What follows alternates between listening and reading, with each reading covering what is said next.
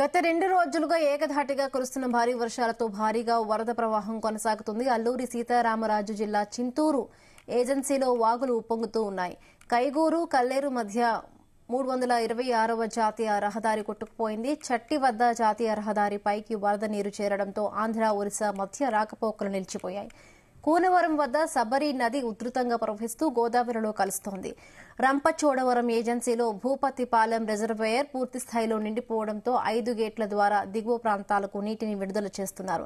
దీంతో రంప గ్రామానికి వెళ్లే రహదారి బ్రిడ్జ్ పూర్తిగా నీటిలో మునిగిపోయింది. సుమారు 20 గ్రామాలకు రాకపోకలు స్తంభించాయి.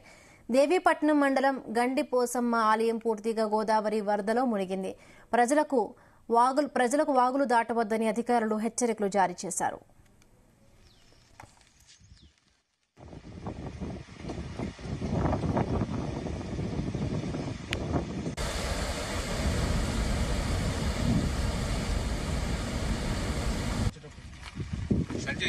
స్కూల్లో వాటర్ లేవు, అవి కనపడట్లేదు.